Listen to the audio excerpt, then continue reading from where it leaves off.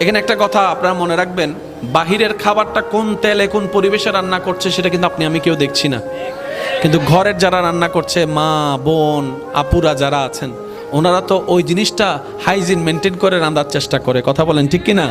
কিন্তু আমরা বাহিরে গেলে খেয়েও আসি, বিলও দিয়ে আসি, টিপস।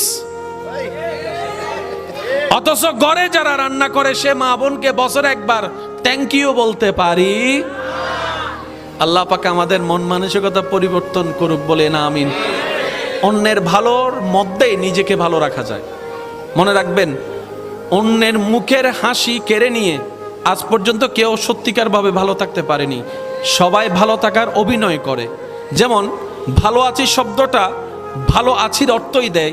এটাই যদি বোঝা যায়, আপনি যদি দৈনিক 1000 মানুষকে কেমন আছেন জিজ্ঞেস করেন, সবারই উত্তর কম বেশি 19-20 হয়ে ভালো আছি শব্দটাই বের হবে। কিন্তু প্রশ্নের উপর যদি প্রশ্ন রেখে প্রশ্ন করেন, ভাই আদৌ কি আপনি ভালো আছেন, তখন দেখবেন প্রশ্নের সাথে সাথে চেহারা পরিবর্তন হয়ে গিয়েছে, সুর পরিবর্তন হয়েছে, আওয়াজ পরিবর্তন হয়েছে। মনে রাখবেন, ভালো আছি অর্থ সবসময় ভালো থাকা নয়। যতক্ষণ ভিতর ভালো না থাকবে